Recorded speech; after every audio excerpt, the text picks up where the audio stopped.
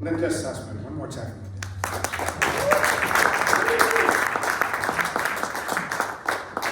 We're here from Linda again, between poets, and at the conclusion, so that's where that came from. My name is George Wallace. I'd like to welcome you here to the big point in the 14th season for Walking with Whitman, midpoint. So this is the last one of the series for the spring. We'll take a break in September, we'll start again. So it's a good one that you've chosen to come to, and I'm glad to see that we have a decent crowd here. Pretty much doing a decent job of filling up this space, which is more chairs than we usually have for this show. Why? Because Walt Whitman's birthday comes at the end of the month, but Linda Gregerson, the poet-in-residence, has to be here this weekend. So for that reason, they're holding all of the poetry celebration activities for Whitman's birthday this weekend instead of the end of the month. So as a result, I mean, there's plenty of room to spread out there if you want to, but we'll stay indoors. But this will fill up here. I remember one year we had Yevgeny Yevtushenko stand in that spot, and he filled up all these spaces and standing room only behind it. And all of his Russian friends from Queens and from Brighton Beach were sitting in the front row right there. All his friends were there, so a lot of good times here over the years. That should be fun if you get a chance to do the poetry workshop with Linda Gregerson tomorrow, or just come on Sunday and be part of the festivities, hand out stuff to kids. It's really a lot of fun. So, once again, I'd like to thank the Walt Whitman Birthplace on behalf of the poets of Long Island Suffolk County, of course, Nassau County, and in this case, Queens and Brooklyn, which are physically still part of Long Island, right? You know, for their support of local poetry, making local poetry part of the things that they do here. In addition to bringing people from national and international locales to Huntington to deliver. In the recent years, under the executive director Cynthia Shore, it's been a concerted effort to bridge the gap between national poets and local poets, and that was why the Walking with Whitman program got started, pairing a regional artist with a national or international artist. So that's how I could see in 14 years. We're going to miss Cynthia very much. And I guess you all know because it's public and it was a retirement party or a transition of power party for her just the other day. And Kate Lachey is going to be taking over as the executive director. She will not be here today, but I know in coming years she'll do a great job of keeping these programs and activities going, balancing what it means to take care of a historical building, the legacy of a great American figure, and do these contemporary events as well. So my personal thanks to the Walt Whitman Birthplace for having done that for so many years, and long may that continue. Yeah.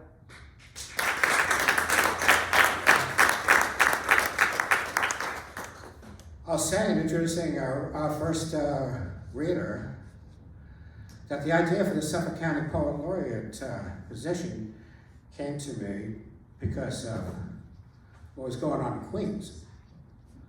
Queens had a poet laureate and had a poet laureate for a number of years. First one I think we had Stephen Stepanchev, and then when Hal Serowitz came on, a personal friend of mine from New York City in poetry scene, I said, well damn, if they could do it, we could do it. Yeah, Suffolk. So we patterned the Suffolk County Poet Laureate position back in 2002, 2003 on what they were doing with Queens. So this is a very strong connection, for no other reason, just because of this, with our reader now. Her name is Maria Lisella. She is the current Queens Poet Laureate, but she's many things in a lot of different capacities, and you can read the thing yourself, but I mean, it's really important to know to work with the IAWA. It's really important to note the books that she's had published with Finishing Line Press and New York Quarterly Press. And Poets Are a Product, there in Brooklyn. Maria Lisella has been a friend of poetry regionally and beyond for many, many years, a travel writer and a great talent. Please welcome Maria Lisella.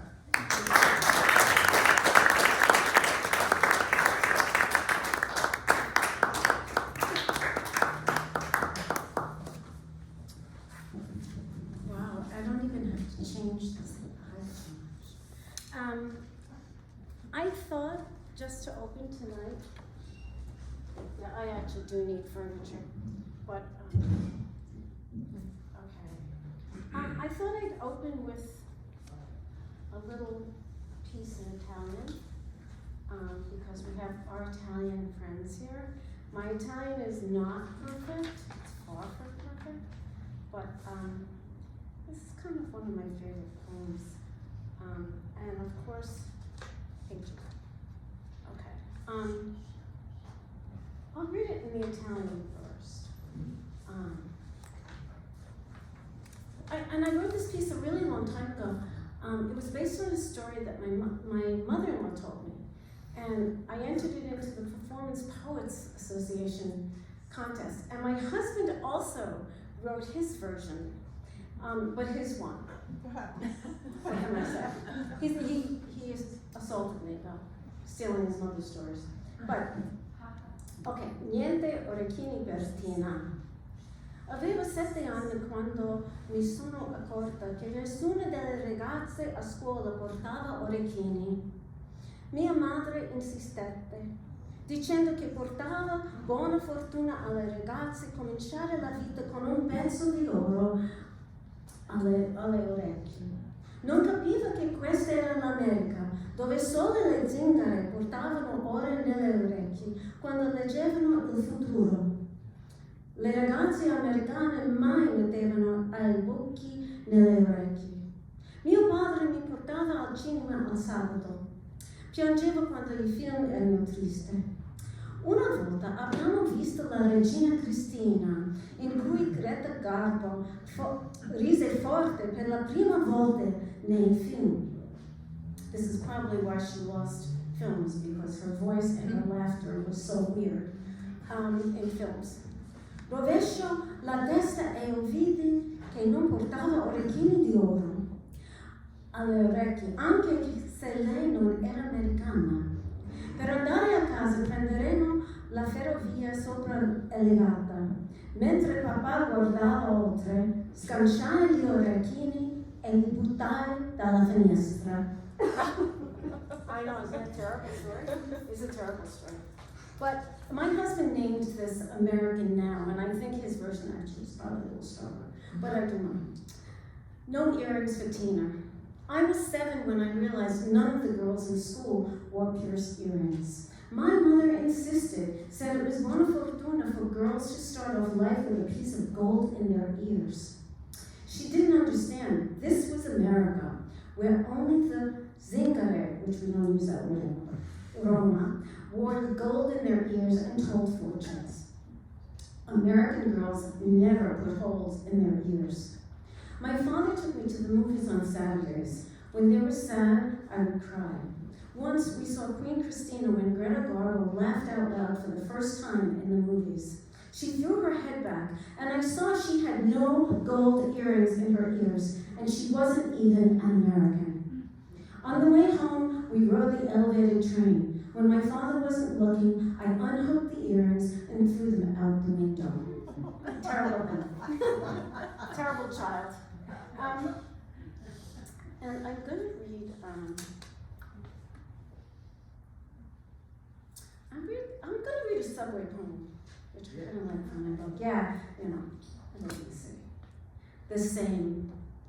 I want to tell the little Chinese women with loud voices to sit beside each other so they don't shout across the subway car over my head, shattering my space. I offer my seat. The lady with the short-cropped perm, red as a rooster's comb in a Chinese market, gives me a toothy grin, the essence of onions and garlic, shakes her head from side to side like a Tai Chi exercise.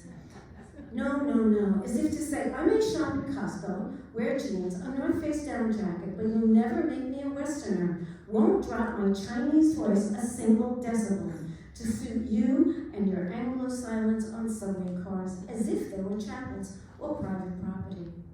I hear my grandmother's staccato calabrese vowels clang against brick walls in an alleyway in Queens with the same defiance, the same pride, and the same sorrow to be in America. And I like to say it's not an unpatriotic poem, it's no one wants to leave home. So,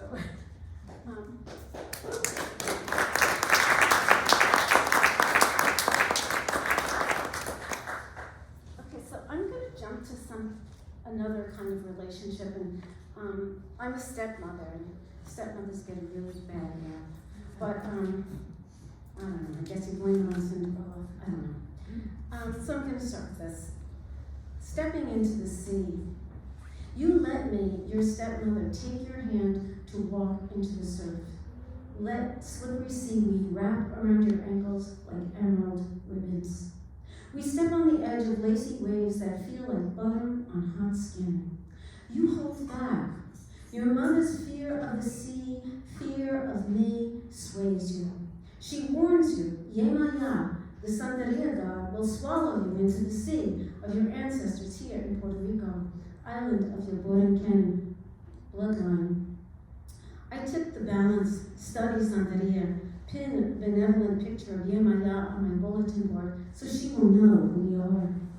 Queen of the sea, queen of the ocean, mother, Yemaya, a savior of sailors, spirit of moonlight. She will protect you, I swear, as she does sailors in stormy seas. Tall, lean, and silvery drapery, she shows up in New Orleans hoodoo. In Brazil, her wizened face a walnut. In Venezuela, I find a child-sized likeness of her, but I'm afraid to bring it home, its eyes too lifelike. Today, we are in Puerto Rico. We weave our fingers together, dig our toes into the sea floor, sandy and firm underfoot, and to the sea of your ancestors.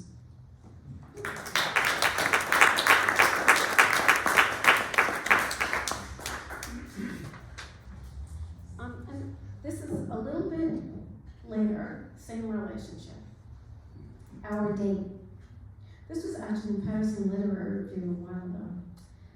My stepson spent the afternoon in detention for lying to a nun.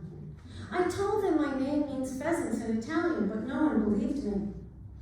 Half white, half Puerto Rican, Italian last name, nappy hair, said otherwise.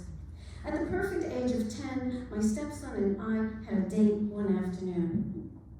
Determined to teach him to fly, forget the nuns, forget divorced parents, overprotective mother, or just ride a bike.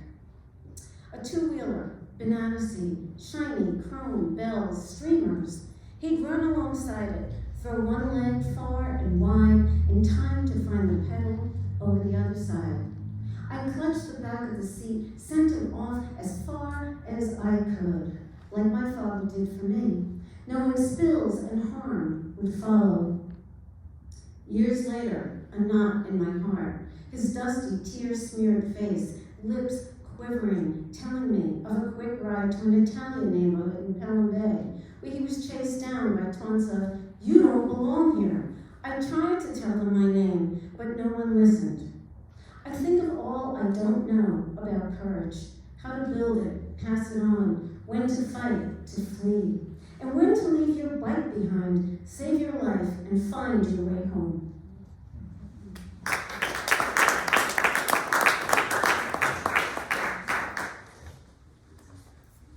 So here's another thorny relationship.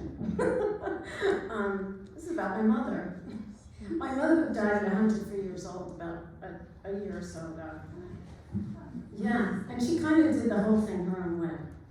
So this is called Getting Her Way. It was appeared in Lips in 2023. Against her will, the house, the food, the stranger's mill, hover, dismiss her as if she were an artifact. At times, she wished the wind would carry her out of this place, where the weather never changes. Only the faces, the voices, the accents, the impossibly annoying nicknames the young ones call her. Baby Blue, Grandma, Miss Jean, anything but her own name.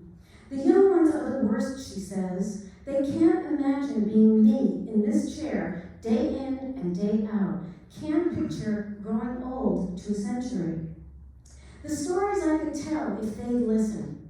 Instead, they poke their heads in my face, excuse me, yell good morning when they don't even know if I think it's a good or bad morning. Time is on their side, for now. I raise my head, I smile, I read their faces instead of lips. Faces tell so much more. I know these are the days with no end. These are the numbered days. As they ask me to switch the dates on baby blocks on the dining room table, as if the dates mattered.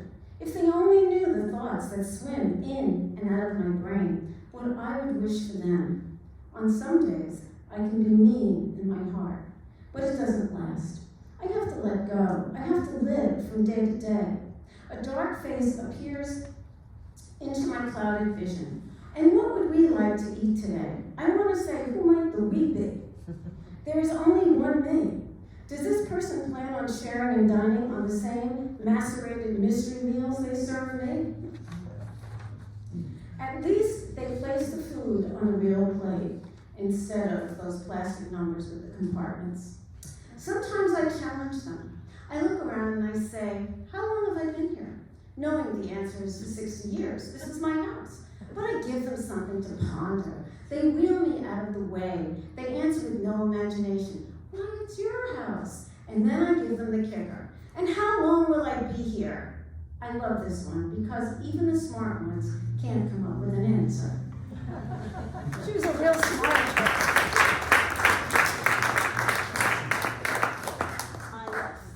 There was that.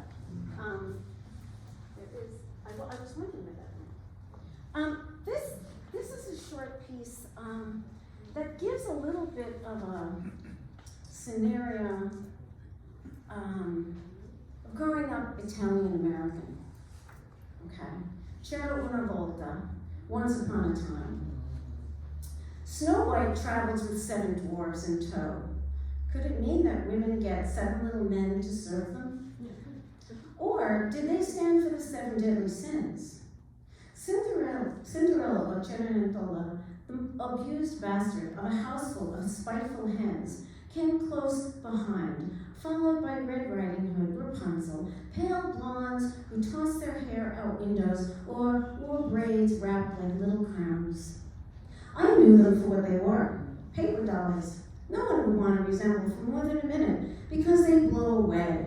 Instead, I sat unnoticed among the vecchietti, the elders, on Saturday mornings to watch Continental miniatures, black and white, edgy heroines, like the wild-eyed Anna Magnani, sweaty, bloody, hair as black as crows, and opera as common as the Torrent streets.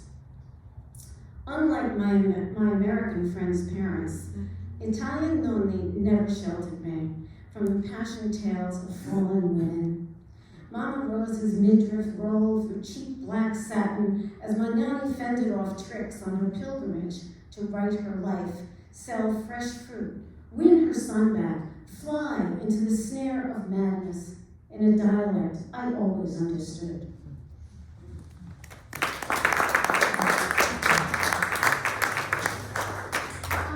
Now I'm going to take you to a little bit of new material. I read this news piece on Yoko Ono, and I never really felt like I had anything in common with her. And then I did. Yoko leaves the Dakota to raise cows on a 600-acre farm she and Beatles legend John Lennon purchased 45 years ago, outfitting it with a herd of 122 cows and 10 bulls. A dream to live on land as his father did, with no plans of returning. Their attempt to create new lives away from crowds, smog, love-ins, and the ceaseless need to be them on West 72nd Street until 1980. Shot in the Dakota Archway, Lennon fell on the Feast of the Immaculate Conception, with no plans of returning. Outdistancing his dad, 47-year-old Sean pushes wheelchair-bound Yoko from stage to stage, celebrity galas. She perches alone on the Marcellus Shale Plateau, protests fracking for the rest of us, no longer hibernates in the sprawling Dakota, with no plans of returning. Controversial, she lived, starved through World War II.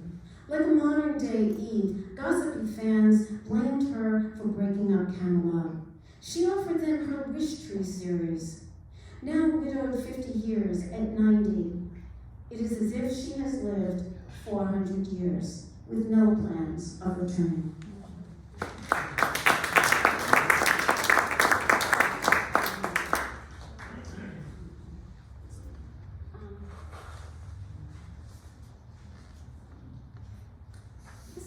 Fun piece that just got published in First Literary Review.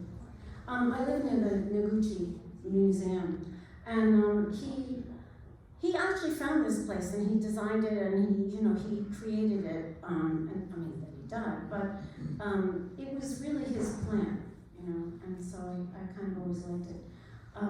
Noguchi's brilliance. The clean, smooth, and brilliant break on the side of the stone stands before me in a nearly perfect gallery, shimmering with a flawless halo that shifts with the time and the space of the day. Birch trees mingle in the one angle of open air, while the stone stands still, calm, a sentinel. It does not belie what has been exposed, streaks and veins of colors that tell tales of the catastrophes, the volcanoes, the clamoring of stones on an ocean floor for a millennia or two. It does not tell of the diamond-drilled pain that split its heart so that a man could tame it, awaken it, cope with it. It does not tell of the swollen bamboo that deepened the gouges in its heart. Slants of sunlight reflect clean cuts, polished surfaces. I run my palms over its face, its heart, safe, no bumps or ridges. Yet it took a deliberate, violent attack to awaken the stone, destroy the pathway to pain, and make room for something new.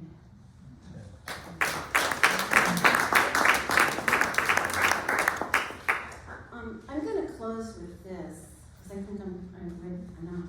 I kind of lost track of time, but, two. One is a short one. Okay, so my husband was also a poet, and he died 6 years ago, and, being Italian, I kind of feel like he just left the room. So, we don't really believe they died permanently.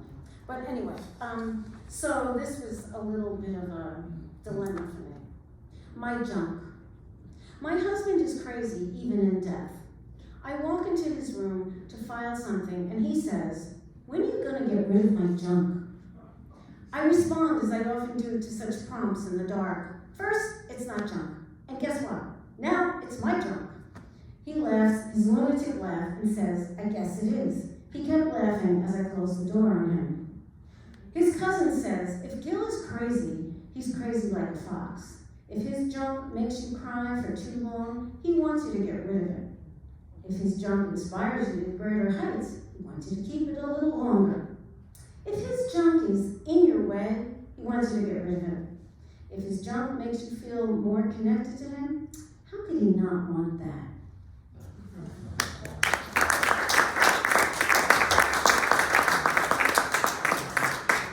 And this, I think this is getting published somewhere. Yikes, okay.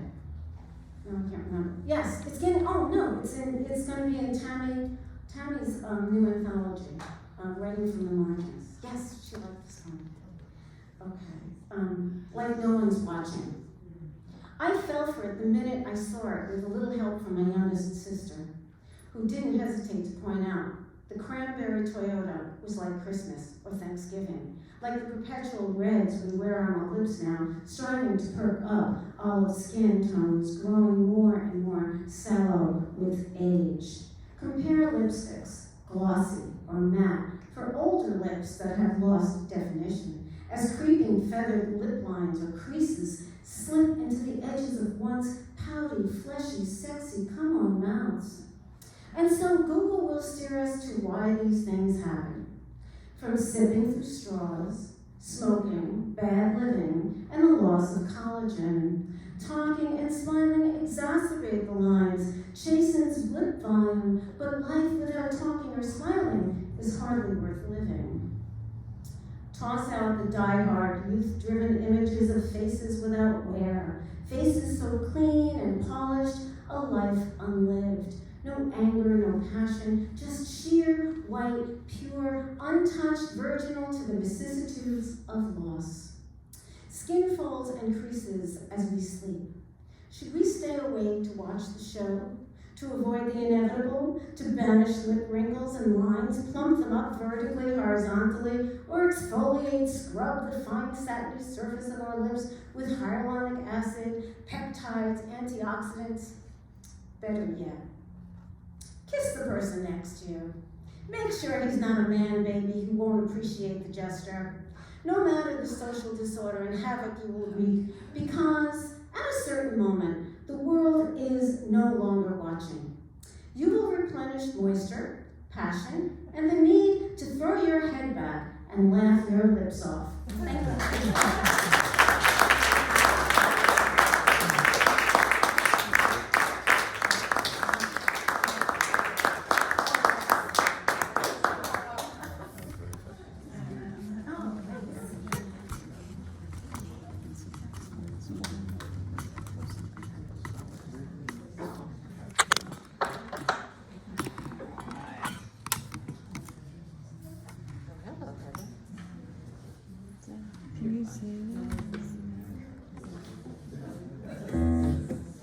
Hello, hello?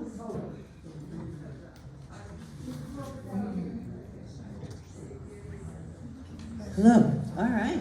So I'm gonna do a little musical interlude here.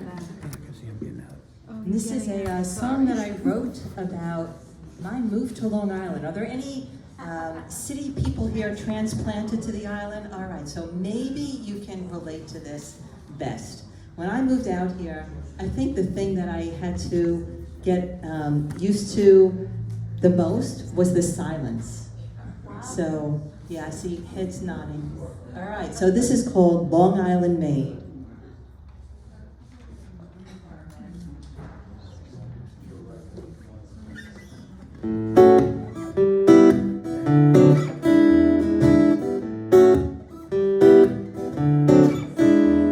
Well, a few years ago, and by a few, I mean 30, Queens was my den, the city my flair. It was love and youth brought me way out here. I was headed for change, surrounded by water, two shores and a middle, unclear about the borders. Make the island my home, embrace a whole new hood. No concrete jungle, no circling for a spot. No smells of garbage wafting up from whatnot. But the silence was creeping on the island of Long. Well, so I packed my Datsun, fit my life in my car. This whole new dimension was a bit bizarre. My fingers white knuckling, I'd never driven so far. In Seacliff, a quaint, beachy town. Artists and musicians, I was just 2 blocks from the sound. Was it a perfect match? Huh, my new stomping grounds. No concrete jungle, no circling for a spot. No smells of garbage wafting up from whatnot. The silence less creepy on the island of Long. Well, it's a funny story. You see, the house I had rented was next door to a bar with a late, rowdy crowd. Their ruckus at 3 came as a comfort to me. I found boardwalks, art walks, museums, and more. Beaches and birding, my preferred outdoors. On this spit of land, I have come to adore. No concrete jungle, no circling for a spot. No smells of garbage wafting up from whatnot. The silence was no longer creepy on the island of Long. Well, as time would have it, I found a new pace, even yearned for more quiet and more open space. My city edge had all but gone up in flames. No, I don't miss the concrete or circling for a spot, or the smells of garbage wafting up from whatnot. It's been a good trade now, a Long Island maid.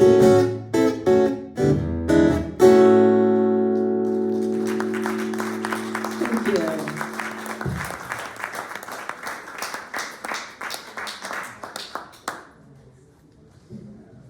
Okay. Well, I guess it's all relative. I stayed. How quiet it is. Depends on what part of Long Island you're from. I remember many years ago traveling the land route to India. I was taking a bus from Istanbul, Turkey to Herat, to Kabul, Afghanistan. And at that time, the Turks and the Iranis didn't get along. The Americans got along with them, each of them, and Afghanistan back then, 1973. And our bus got hung up in no man's land between Turkey and Iran. There was tanks behind us. There was tanks in front of us facing each other. We were in between them. And that's where you can hear the silence in a place like that. It's the desert. It's absolute silence all around you for 3,000, 4,000 miles. When I got back to Long Island, it was plenty noisy enough for me. Thank you.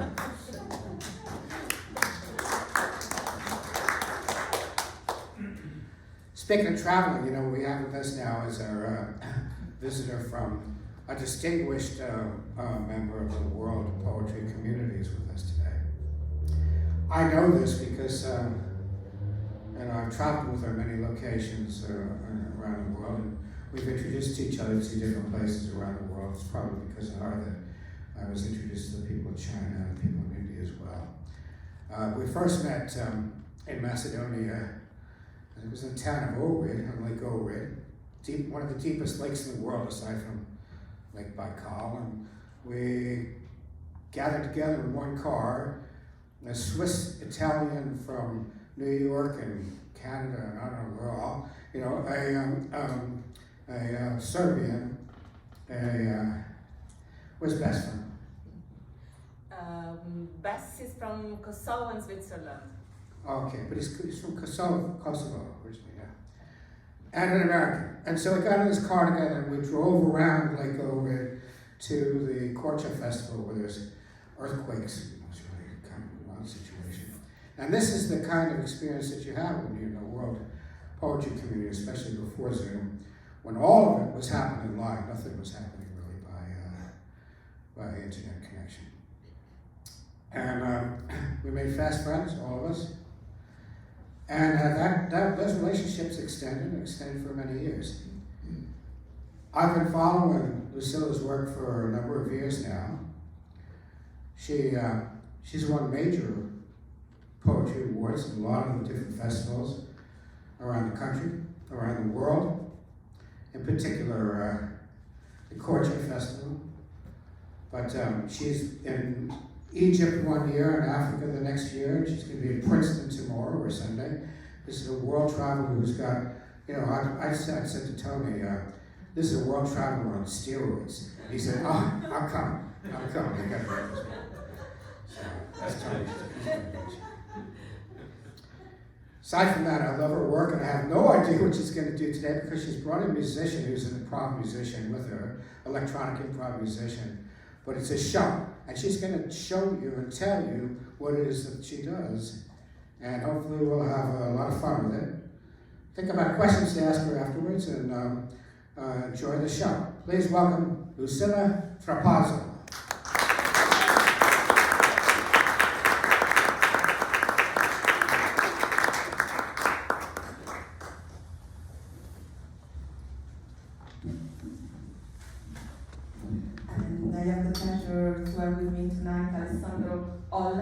An incredible musician, electroacoustic, experimental musician who plays all around the world.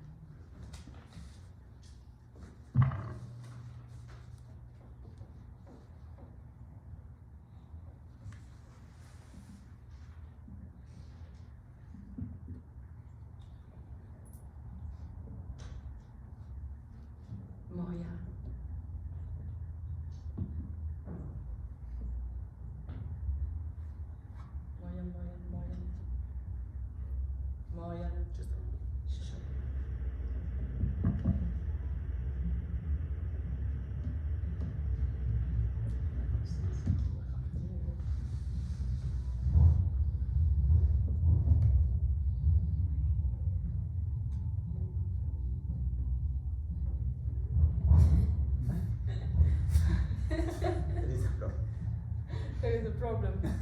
Okay.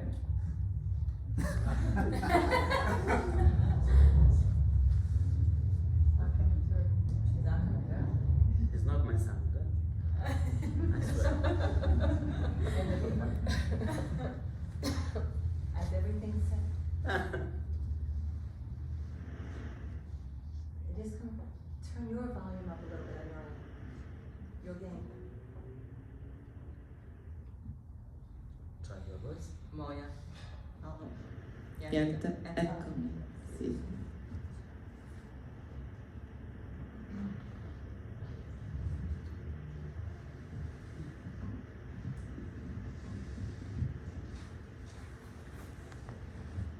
Moia, Maika, Ummi, Nene, Mamang, Mam, Patrino, Amma, Moa, Mai, Moa, Mutti, Maika, mia madre, Mamang, Mam.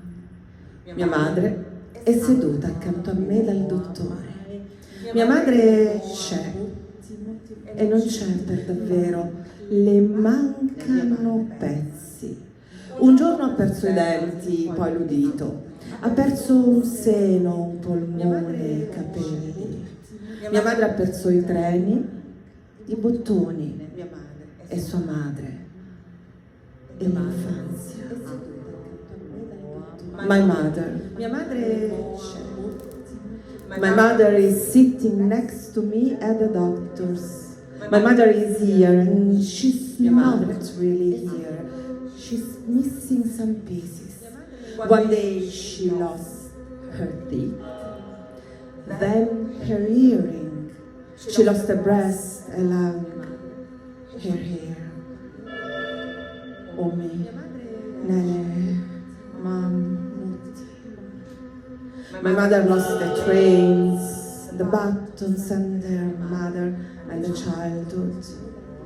One day my mother lost the son. Others, she let them go. Patrino. My mother holds her name in her pocket. It once was worth banners and honors. A country as my mother. And the house overflowing with butterflies. My mother has 3 birds. She keeps them tied to her side with cords of various colors. When the wind rises, they hit her flank in attempt overflight. Moa, my mutti, ummi. My mom has rhinestones, bars and smoke volutes among her asbestos hair. My mom has a crease on her face and a padlock. My mother has a pain and a rosary, a branch planted on her neck, an empty grave between her father and her mother. And now, full of ashes, full of mia madre è seduta accanto a me dal dottore. My mother has 3 daughters and better verses than mine. My mother is in the mirror and she looks me in the eyes. Mamma, mamma, mia madre, mamma,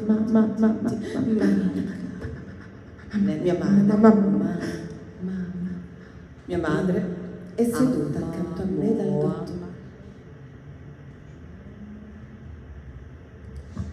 Thank you for being here. Thank you.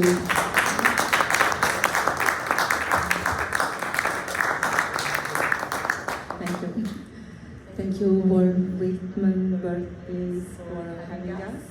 Thank you, George Wallace.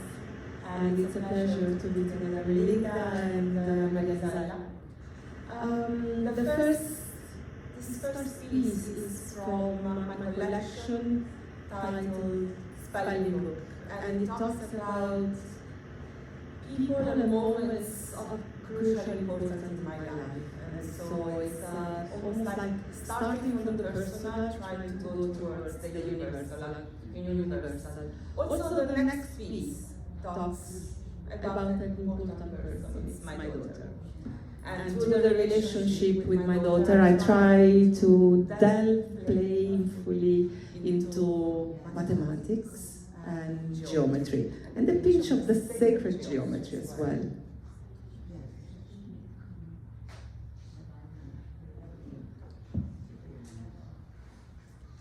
Raindrops on roses and whiskers on kittens, bright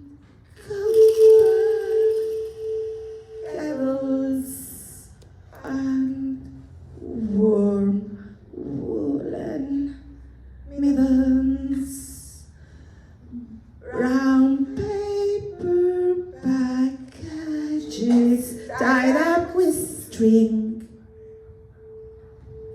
My daughter doesn't like stripes. Mom, you dress like a pirate. She used to tell me, surprise and a bit chanting as a child.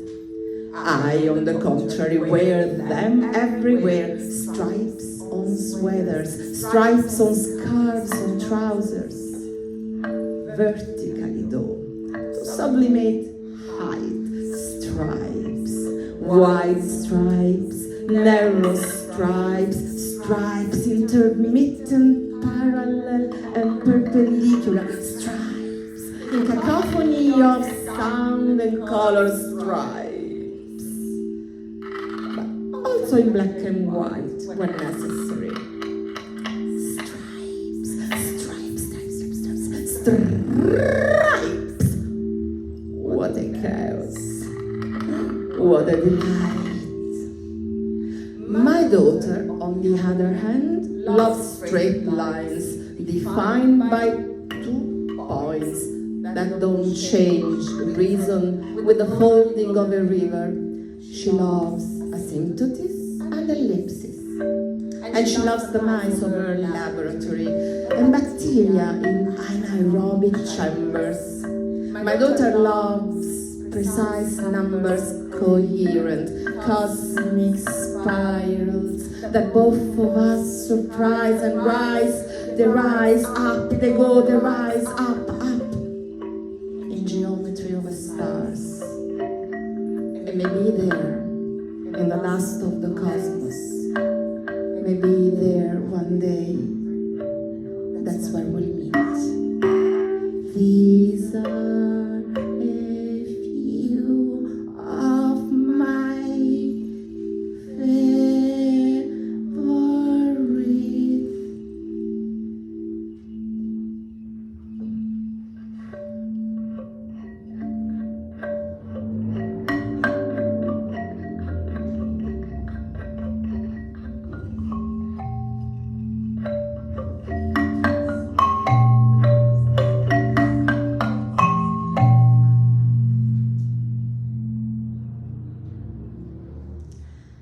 The next chunk of poems.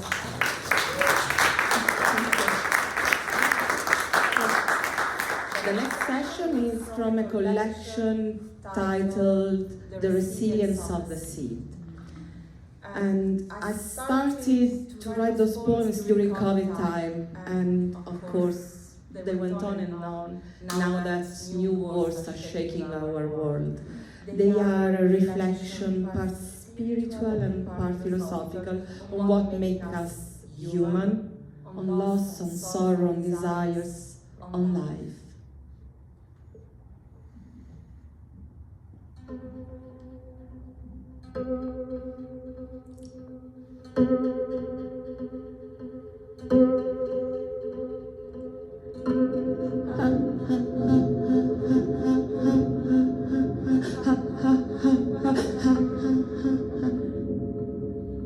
Today is a perfect day. I haven't died since the full moon. You haven't killed me. 90 and 10 hours plus a handful of minutes. I lost count of the seconds, but I'm still counting.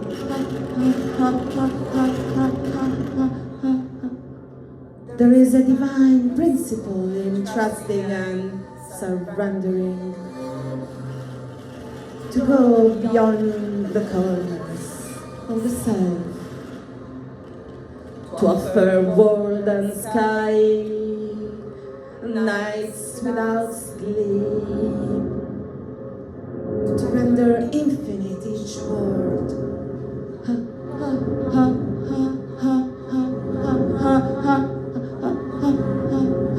Somewhere someone is dying, I saw it on TV, a paper bomb, a tank, armed with insult, a boat without oars, without strength, to arrive to a name, raped by braid, is holding drag puppy panties.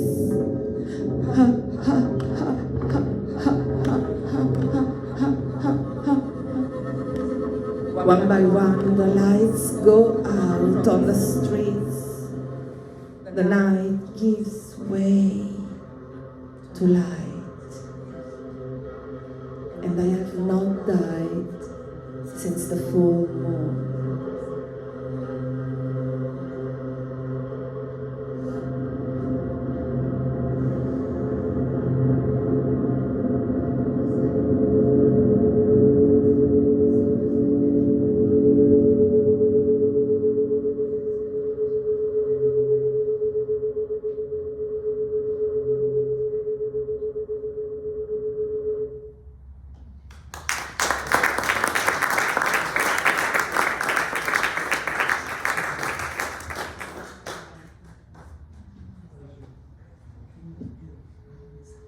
Requiem.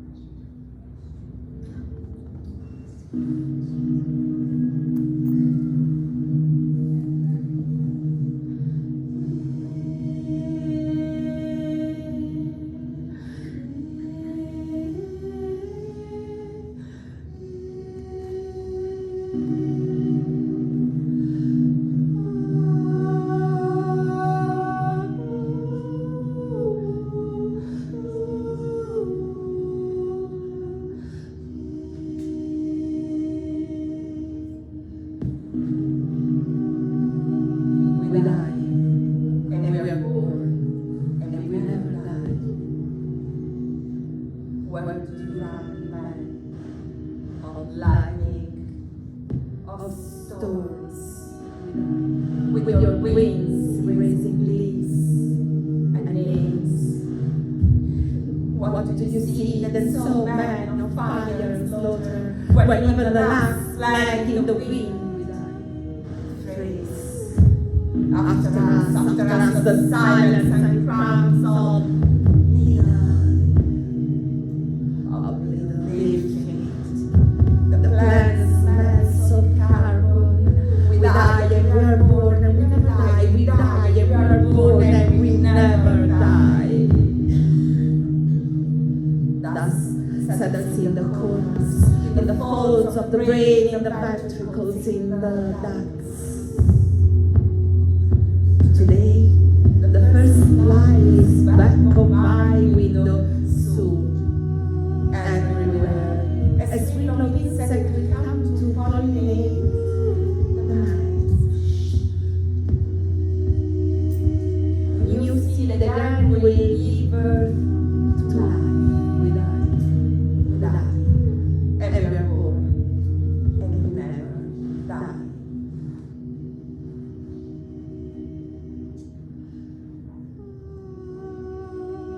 We die.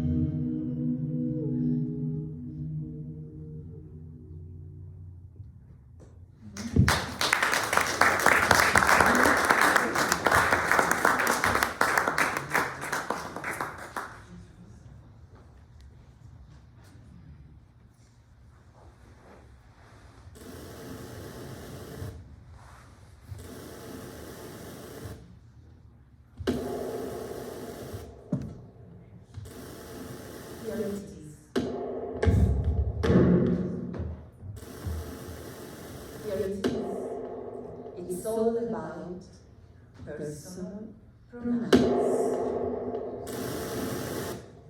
Then, immediately, the borders.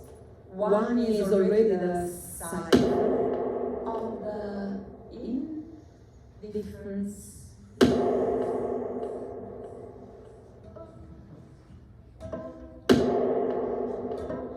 Madam, what do you carry in your bag? Anything to declare?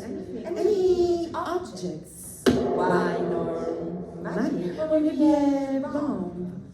Hidden in the bottom of your heart? No. I carry words. I carry words that to be a stone. How I would take boulders to fight back.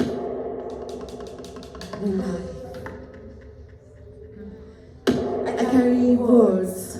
You are words.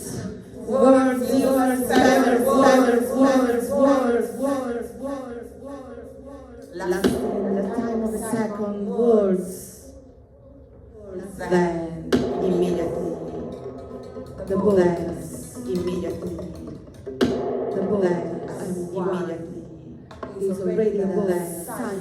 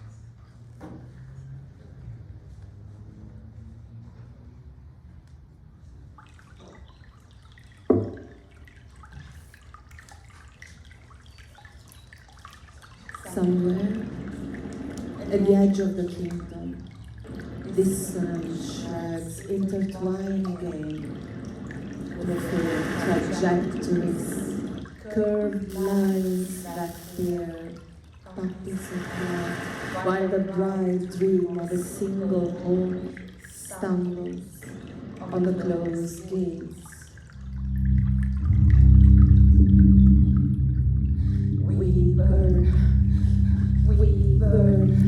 We burn on the balconies.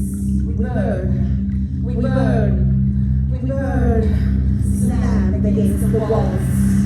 We burn on the barbed wire. We burn on the barbed wire lines.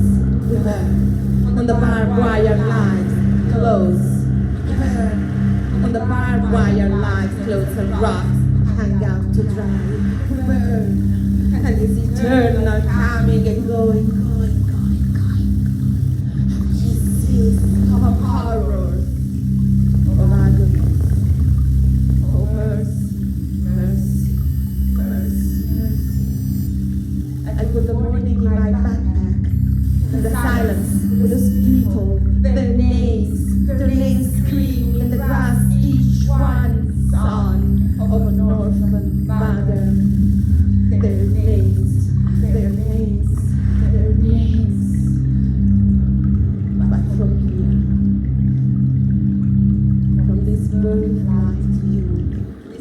this still home, stream, without languages, without borders.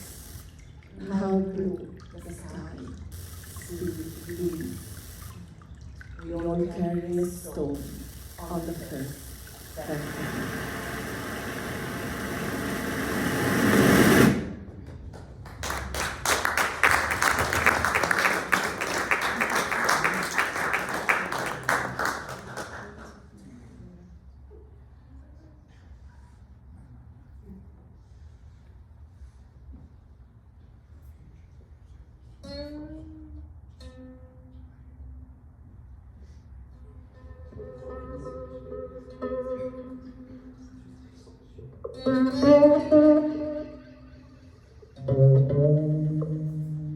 Ioni Varanasi.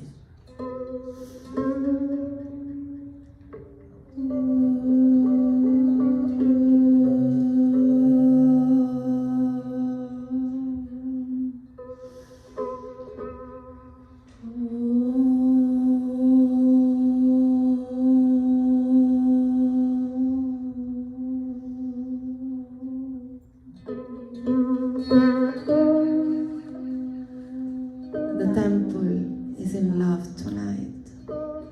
Sparkles of mirrors, inlays and candles. The jasmine and the jade. A golden rope from my navel to yours. 7 promises. 7 times you circled me unfolding. Brides enameled, breast of fire, anklets singing, oh, the flowers, golden yellow, intoxicating gardens, milk and Ganges water flow, the shiny sign erected, almond hands caressing, milk sprouting, incense and mantras, love, floods, uncontainable. Stay a little longer. Parvati will carry your fruits. Stay a little longer. Parvati will carry your fruits.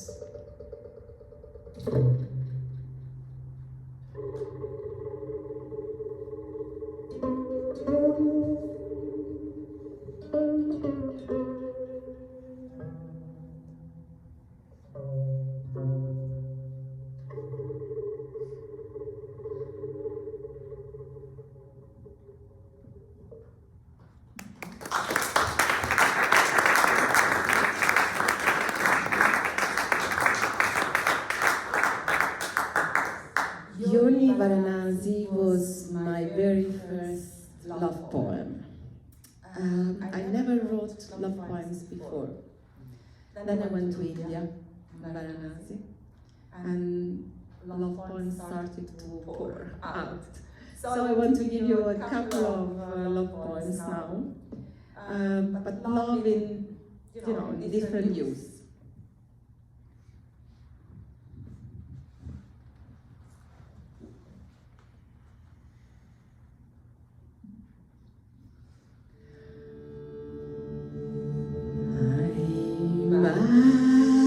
Action, you are reaction.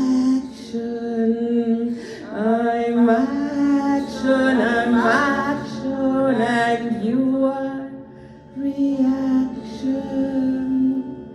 I'm action, you are reaction, and spider, you are a whirling yarn, a loop of words, a loop of birds, and doubts of hearts, of doubts.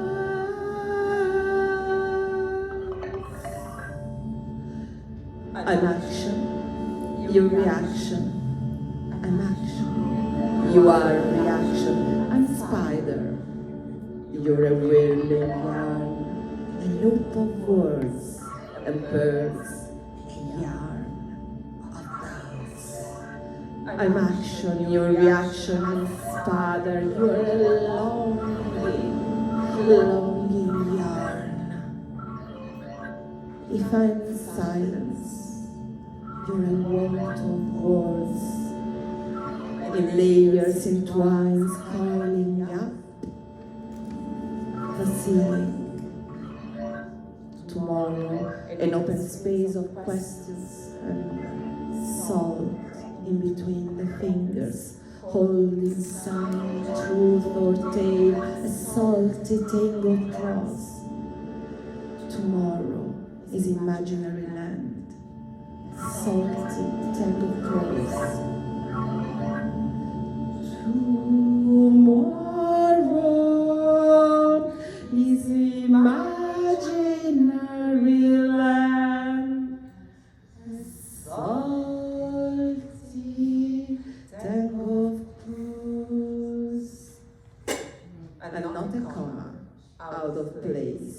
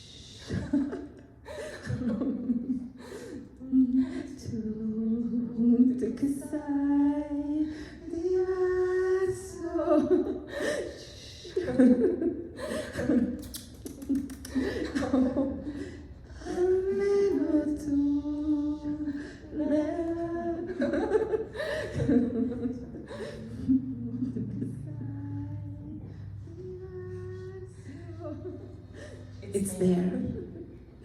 It's still there.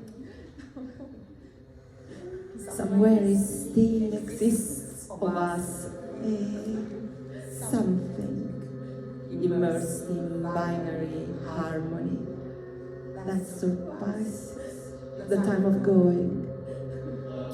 Forever your right arm arrives to my left shoulder and holds me with a smile in flesh, a gesture unexpected, an uncontrolled impulse, shouting what you don't say and will never say. As we disappear into the footnotes, in the space of some rational warp of your collective beliefs, I remain still, my eyes closed, counting mantras to the late time that too quickly molds into singular. On the streets, on trains, in restaurants, the gaze of everyone leave, immersed in the telephone. I remain still in the staggering absence.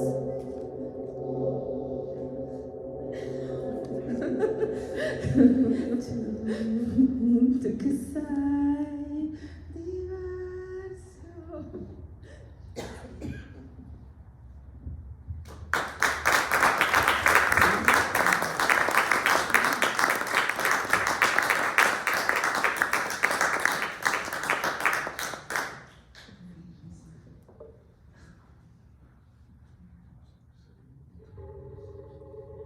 Kintsugi.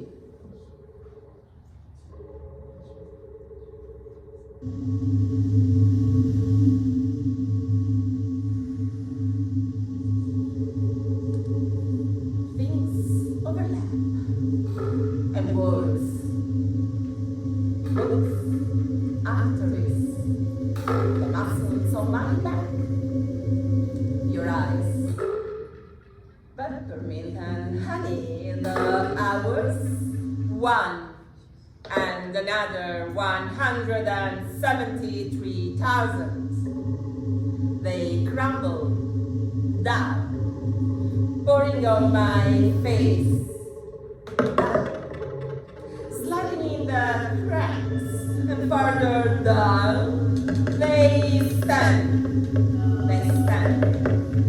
still, on a limb that rests on the index finger, the one of solitary love. Sometimes it's literally padlock without a code, and I stay still. I wait and wait and count the items, the holes, the tattoos, unraveling from the chaos. Geometry. Oh, the yearning for a golden leaf, a brush, a stroke, a set your hand for people, a stroke, wonderful float. It's here, it's now. The evergreen change, the dance is not a lie. The dance is not a lie.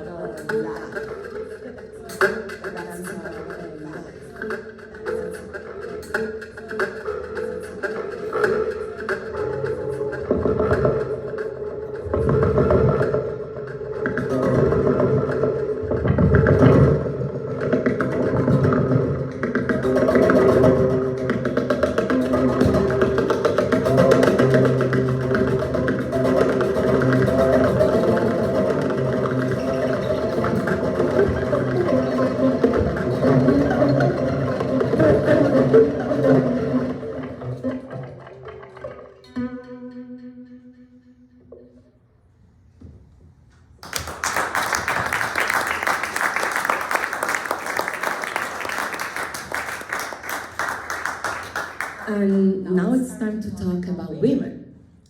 Throughout history, women never had voice, particularly in the art. And they developed their voices among themselves, in the kitchens, in the alcoves, over the cradles. And, not only the beautiful voice, but also the hard voice, the deep voice, the wounded voice. And in Italy, a couple of decades ago, there was a song talking about a weird girl named Jenny, because she just used to be what she wanted to be. A bit like Bella of Poor Things. And this is for the Jenny in each of us.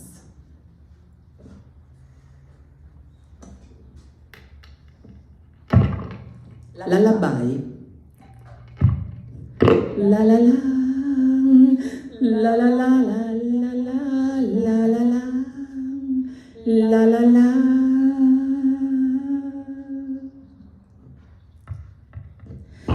Did you happen to see a shoe with a red sole lost along the river? Have you seen a white sheet hanging by chance in the sun? I've lost the clothespin of the rope in the folds around my lips, violated while in vain searching for my keto diet, collecting stamps and rewards from cookies and shards saved in tin cans. I looked for you, I searched in every corner while my shoes followed, my steps calling out for freedom. Tick-tack, tick-tack, la-la-la, la-la-la,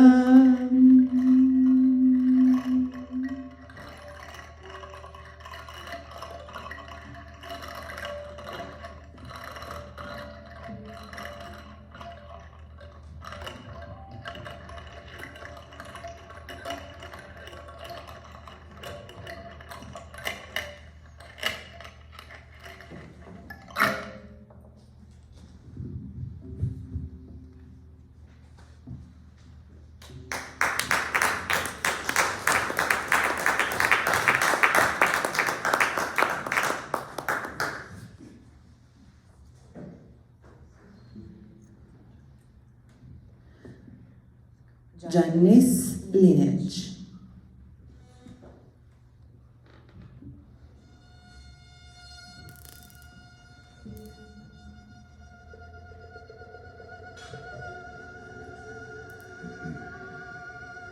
I beg your pardon. I have no signs to give. May I perhaps surprise you with a gesture? I don't know, maybe knotting my silk scarf around your neck? Wait, tell me. Do you own the yarn of the labyrinth? Have you ever heard the voice? The voice of the placenta? Have you heard the voice of the placenta? Right there when it falls, when out of nothing, a sound is born. Stay, listen to me. After all, we are all children of the same mother. Please stay, and sing me the secret of the tree of its bark. Then of the sky, the blood. Excuse me again. Don't let this seed get lost to the wind. We will be forced. Do you know? Our cherry blossom in the world will be present, eternal, tiny piece of grass. And once we belong, we will perhaps gather the infinite.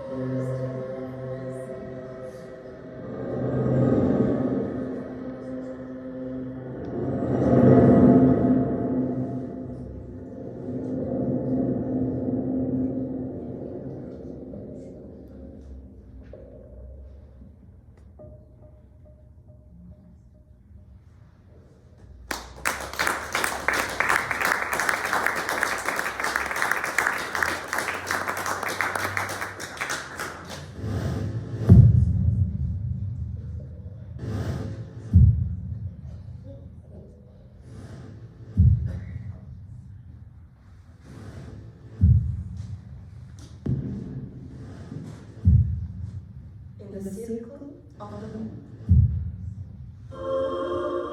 In the circle of the moon, my vagina sings tonight. A green child's song. She whispers around the fires, in the alcoves, on the cradles.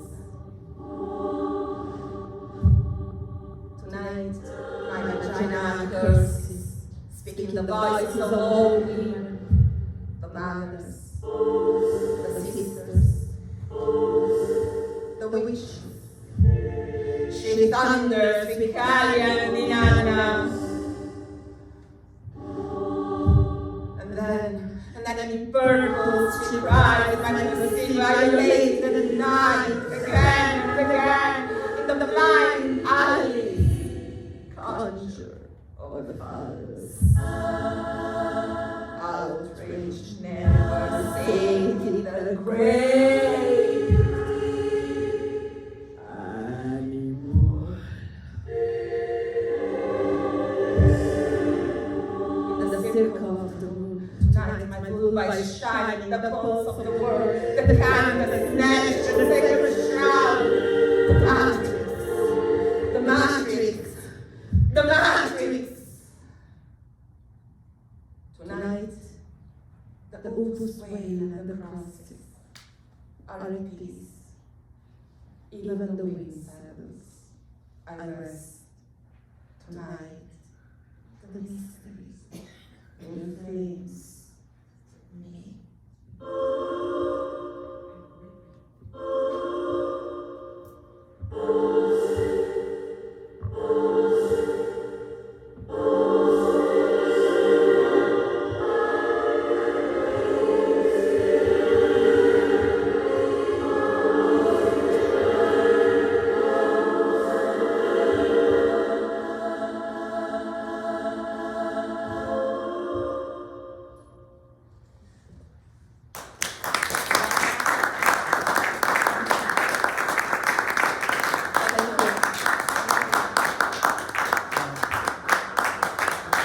coming. Thank you for being outside.